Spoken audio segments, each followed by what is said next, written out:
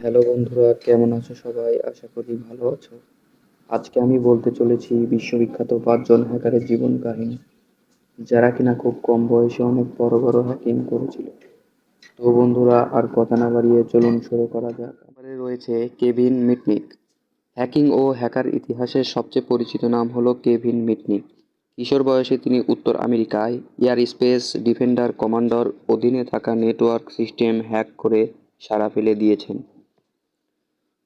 তবে এই কর্তৃত্বের জন্য প্রশংসা নয়, বরং কারাদণ্ড ভোগ করতে হয়েছিল তাকে। ২ নম্বরে রয়েছে অ্যানোনিমাস। অ্যানোনিমাস শব্দের অর্থ অজ্ঞাতনামা, আর এই নামেই ২০০৩ সাল থেকে কাজ করছে হ্যাকারদের এক ছোট গ্রুপ।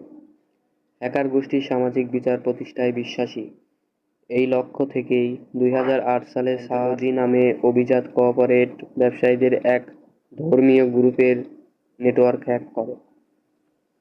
ডিজিটাল দুনিয়ায় অ্যানোনিমাস গ্রুপের প্রতীক এখন এই। ৩ নম্বরে রয়েছে অ্যাড্রিয়ান লামো। ২০ বছর বয়সে এই হ্যাকার সবচেয়ে বড় অঘটন ঘটান ২০০১ সালে। ওই বছরই ইয়াহুর এক কন্টেন্ট ম্যানেজমেন্ট টুল ব্যবহার করে তিনি বার্তা সংস্থায় রয়টার্সের এক সংবাদ সম্পাদনা করেন। সংবাদে জুড়ে দেন তৎকালীন মার্কিন অ্যাটর্নি জেনারেল জন অ্যাশক্রাফট এক কাল্পনিক বিবৃতি। প্রত্যেক হ্যাকারের একটি স্বতন্ত্র বৈশিষ্ট্য থাকে।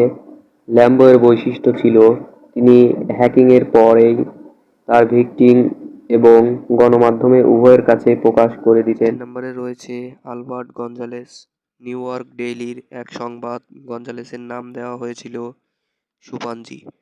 সেই দিন থেকেই ওই নামেই তাকে চেনে হ্যাকিং দুনিয়ার অধিকাংশ মানুষ। আমির এক হাই স্কুলে পড়ার সময়ে কম্পিউটার প্রোগ্রামিং আসক্ত কিশোরদের নিয়ে এক দল গড়ে তুলেছেন গঞ্জালেস। ২০১৫ সালে সাইবার অপরাধে এই দলকে নেতৃত্ব দেওয়ার দায়ে যুক্তরাষ্ট্রের একটি ফেডারেল কোর্ট তাকে কারাদণ্ড দেয়। সর্বশেষ ৫ নম্বরে রয়েছে ম্যাথিউ বিভান ও রিচার্ড প্রাইস। ১৯৯৬ সালে এই দুই ব্রিটিশ হ্যাক করেন বিশ্বে সুরক্ষিত কিছু সামরিক নেটওয়ার্ক। যেসব স্থাপনা নেটওয়ার্ক তারা অনুপ্রবেশ করতে সক্ষম হন, এর মাঝে ছিল গ্রিফিউজ বিমান ঘাঁটি, ডিফেন্স ইনফরমেশন সিস্টেম এজেন্সি এবং কোরিয়ান অ্যাটমিক রিসার্চ ইনস্টিটিউট। এই দুই হ্যাকার নিজেদের